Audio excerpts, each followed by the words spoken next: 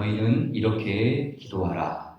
하늘에 계신 우리 아버지여, 이름이 거룩히 여김을 받으시오며 나라가 임하시오며 뜻이 하늘에서 이루어진 것 같이 땅에서도 이루어지이다.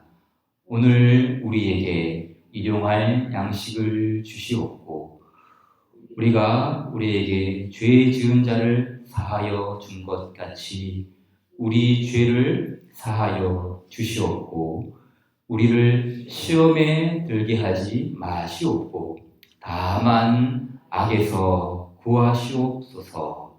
나라와 권세와 영광이 아버지께 영원히 있사옵나이다. 아멘. 오늘부터는 기도에 관하여 살펴보겠습니다. 예수님께서 가르쳐 주신 기도, 곧 주의 기도입니다. 먼저 이 주의 기도를 따로 떼어서 보지 않고 우리가 지금까지 배워왔던 이 하이델베르크 요리문답과 연관하여서 정리 좀 하겠습니다.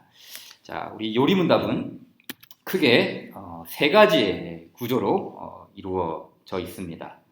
첫째는 우리의 죄와 비참함이 얼마나 큰 것인가를 자각하는 일이죠.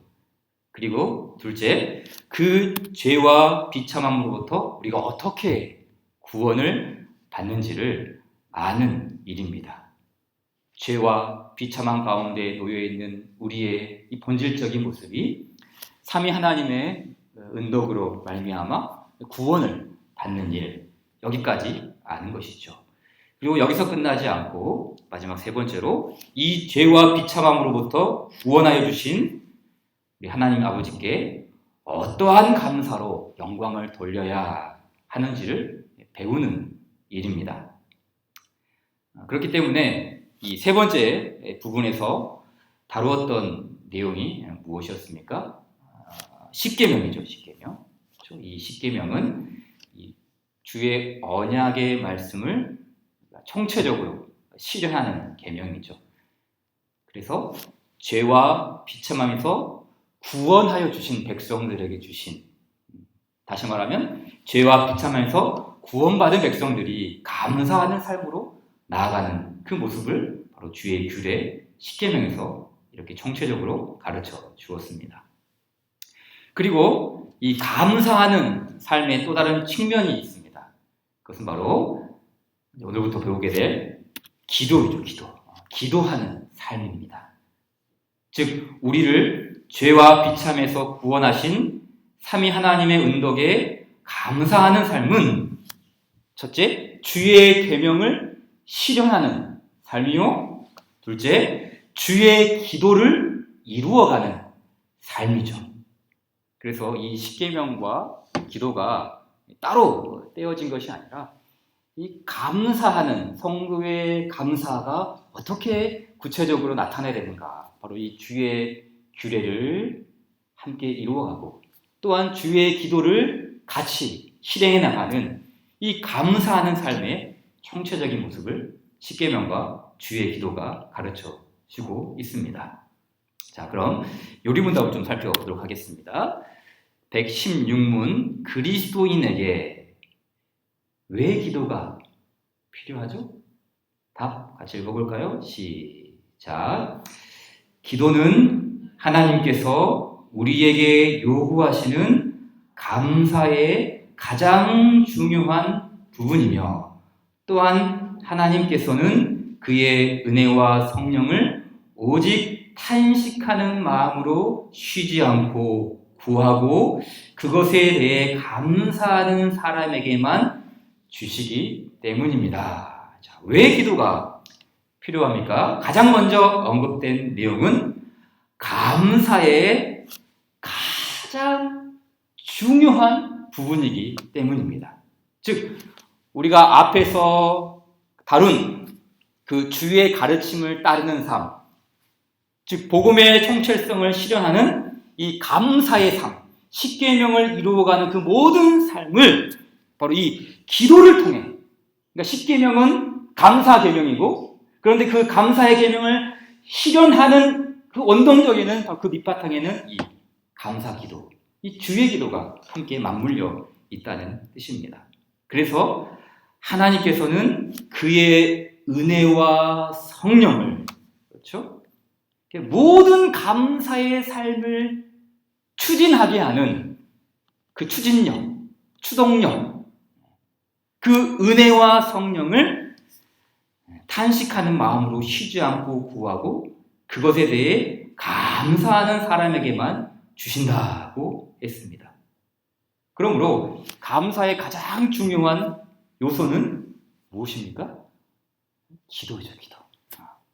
기도로 주의 은혜와 능력을 받는 일입니다.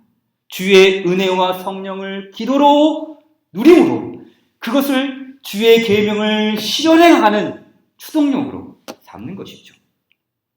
시편 50편 14절 이하의 말씀이죠. 감사로 하나님께 제사를 드리며 지존하신 이에게 내 소원을 갚으며 환난 날에 나를 부르라.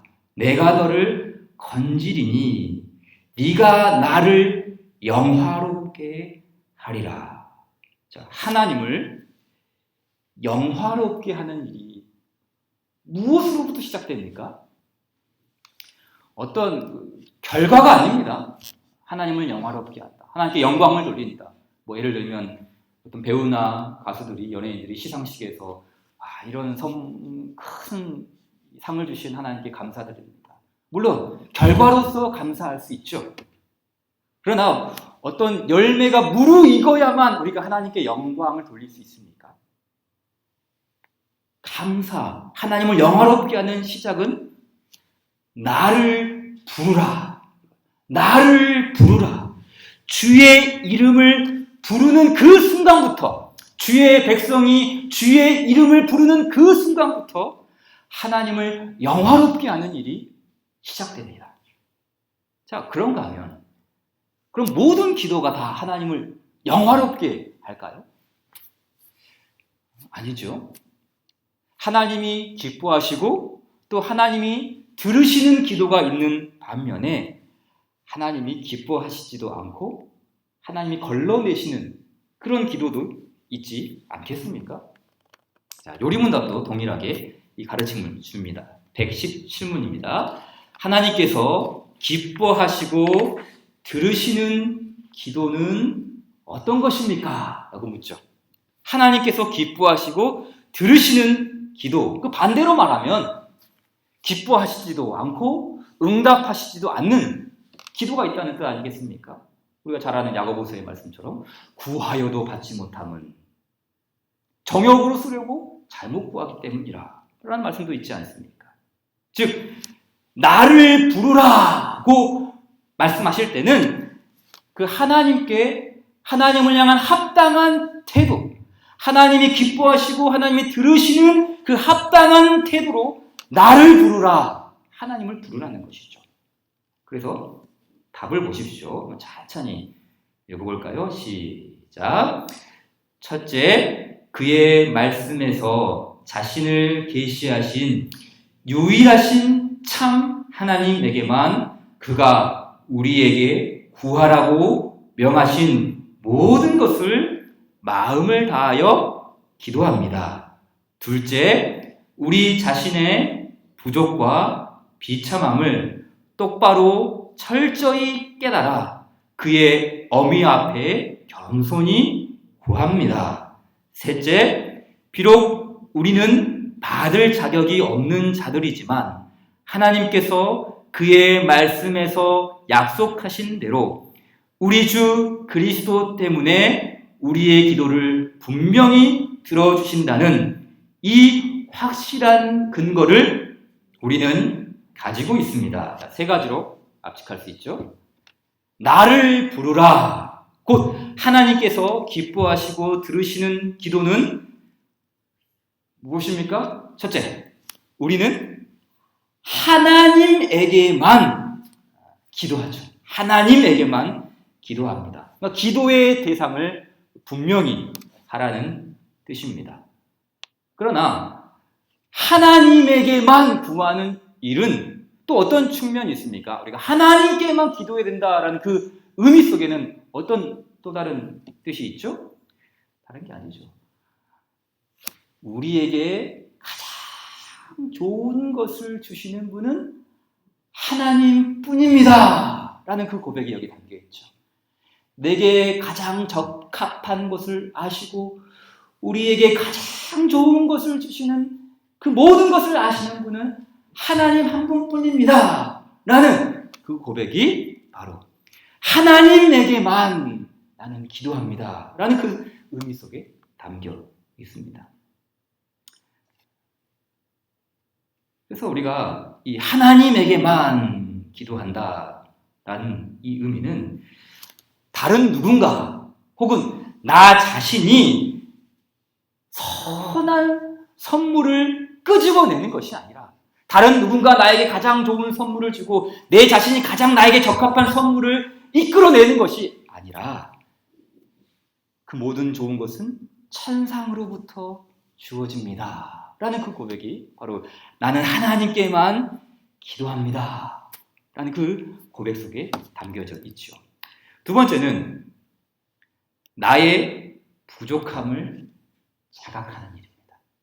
나의 연약함, 나의 비참함, 이것을 깨닫는 일이죠.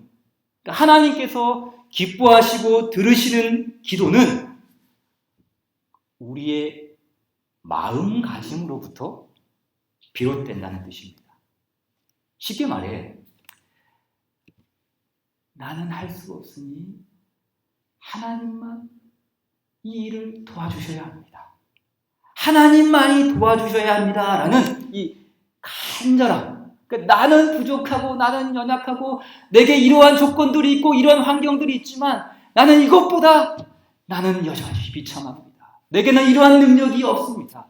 그 마음의 태도, 그 마음가짐으로부터 하나님이 기뻐하시고 들으시는 기도가 솟아오른다는 뜻이죠.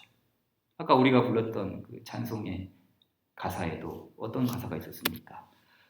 아이같이 어리니 나를 도와주소서. 아무리 인생의 그 풍파를 다 경험하고 산전수전을 다 겪고 어떤 인생의 경륜이 다 있지만 그러나 하나님 앞에 서면 항상 나는 어린이입니다. 나는 아이같이 어립니다. 주님만이 나를 도와주세요. 그 마음의 태도, 마음가짐이죠. 힘도 없고 약하니 나를 도와주소서. 의지 없이 다니니 나를 도와주소서. 아무것도 모르니 나를 도와주소서. 하나님만이 도와주셔야 합니다. 라는 그 나의 부족함과 비참함을 자각하며 기도하는 것. 이것이 하나님께서 들으시고 기뻐하시는 기도가 아니겠습니까? 수백 년 전에 종교개혁자 칼빈 목사님께서 지도한 그 제네바 교회의 문답에도 보면 이러한 가르침이 있어요. 하나님께 기도할 때 우리 성도들은 어떠한 마음가짐을 요구하십니까? 하나님께서 어떤 마음을 요구하는가? 우선적으로 우리의 공경과 비참함을 철저하게 느껴야 합니다. 이는 우리 안에서 슬픔과 근심을 잉태시킵니다. 이후 하나님의 은총을 향한 우리의 열망은 기도를 통하여 불타오릅니다. 기도하는 성도의 마음가짐에 무엇이 자리 잡아야 한다고요? 공경과 비참함. 그러니까 이 공경과 비참함, 어떻게 보면 이게 슬픈 일이죠. 가슴 아픈 일이기도 합니다. 기쁨과 희락과 행복이 넘쳐야 하는 우리의 그 심령에 기도할 때는 공경과 비참함을 품어야 한다. 왜 그렇게 해야 됩니까?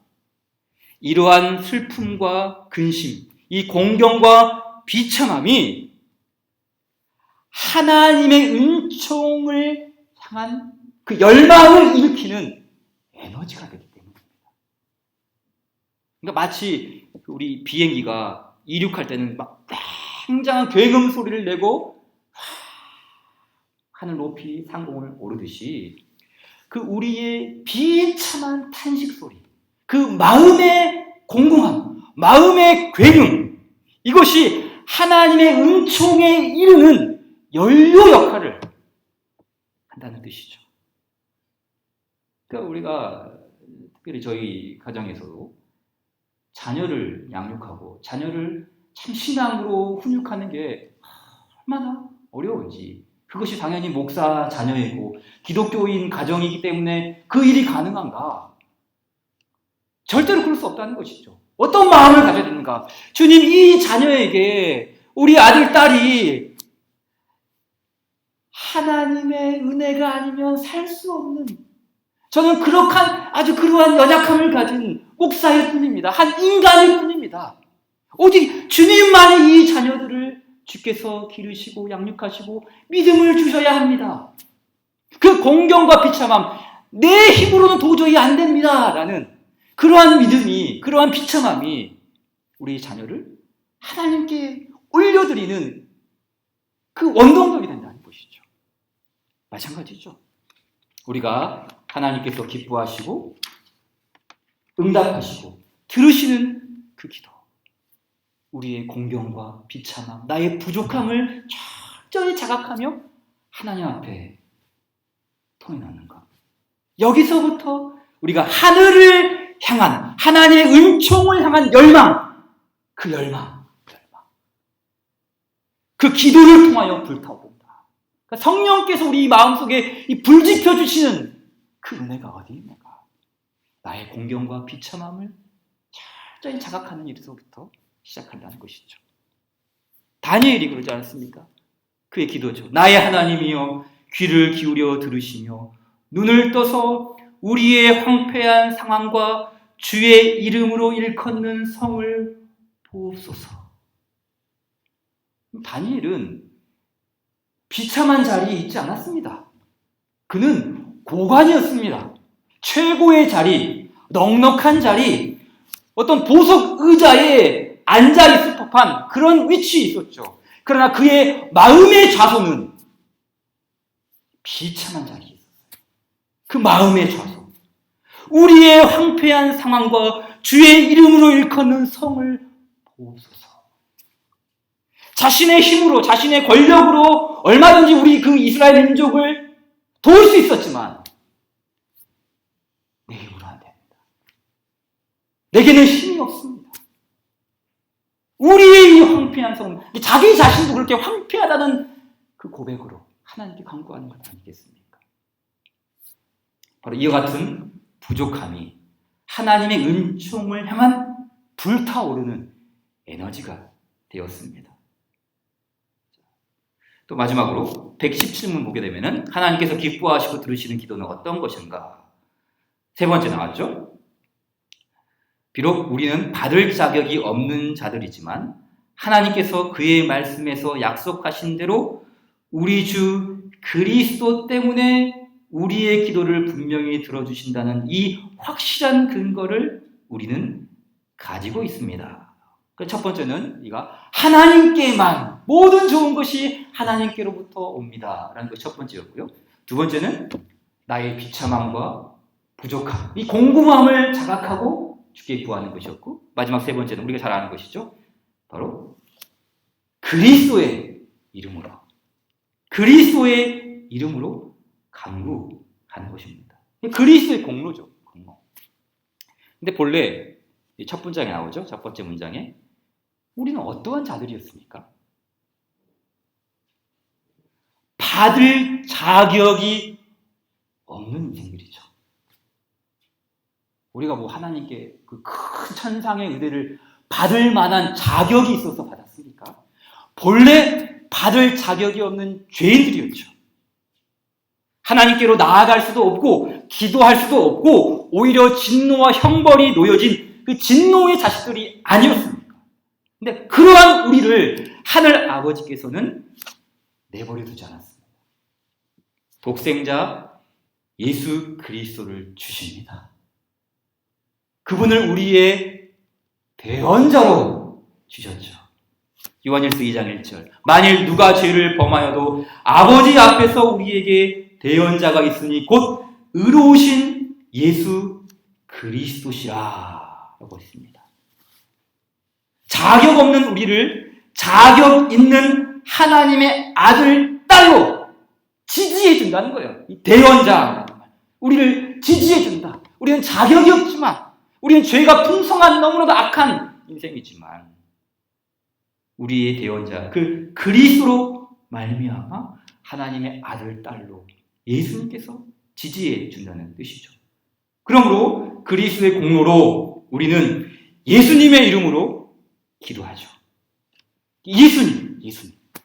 그러니까 예수님이 확실한 근거요, 예수님이 약속의 성취요, 예수님이 하나님께 나아가는 그 은혜의 보좌를 활짝 여섰습니다. 예수님. 따라서 이 기도는 두 가지예요. 명령이면서 동시에 약속입니다.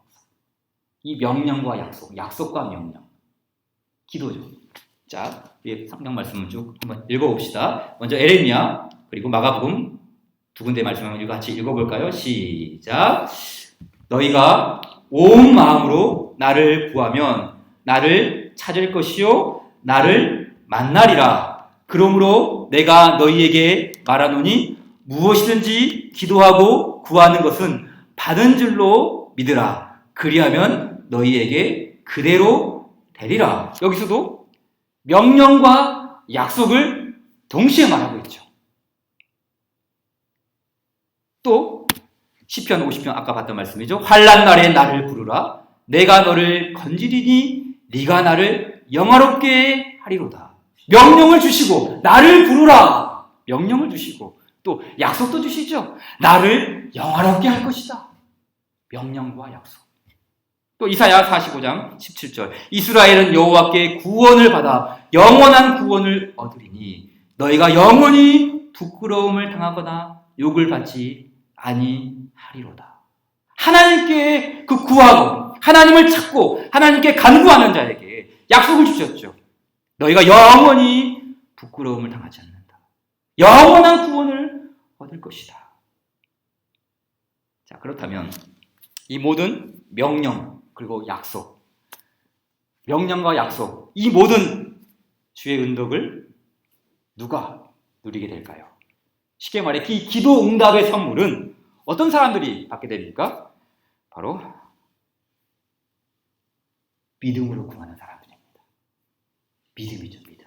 그러니까 이 명령, 약속이 있지만 이것을 우리가 우리의 삶 속에 누리기 위해서는 뭐가 밑바탕 되어야 된다고요? 믿음입니다. 믿음. 그렇죠? 믿음으로 구하는 성도들이죠. 우리 야고보서의 말씀 같이 읽어볼까요? 시작. 너희 중에 누구든지 지혜가 부족하거든 모든 사람에게 후히 주시고 꾸짖지 아니하시는 하나님께 구하라. 그리하면 주시리라. 오직 믿음으로 구하고 조금도 의심하지 말라. 의심하는 자는 마치 바람에 밀려 요동하는 바닷물결 같으니. 믿음. 그런데 이 약속과 명령과 약속을 다 물거품 나게 만드는 건 다른 게 아니에요. 그 믿음의 반대편에 서 있는 의심이죠, 의심. 또 칼빈 목사 역시 이 기도를 강조할 때 바로 이 믿음, 확신을 강조한 것을 볼 수 있어요. 보십시오. 우리가 기도를 드릴 때 우리는 예기치 않은 행운을 기대해야 합니까? 아니면 성공하지 못할 것이라는 불안 속에 휩싸여야 있어야 합니까? 아니면 우리는 주님께서 우리의 기도를 경청하실 것이라는 사실을 확신해야 합니까? 질문을 던지고 있지 않습니까? 그러니까 어떤 사람들은 이거 기도를 하면 이게 예기치 않게 뜻밖의 행운처럼 나타날 것이다. 뭐 되면 되고 안 되면 말고 뜻밖의 행운이다. 또 어떤 사람들은 정말 들어주실까? 이건 정말 힘들 것 같다. 이 불안 속에 휩싸이는 것이죠. 근데 마지막 세 번째는 주님께서 우리의 기도를 경청하실 것이라는 사실을 확신해야 합니까? 자, 답 같이 한번 읽어볼까요? 시작.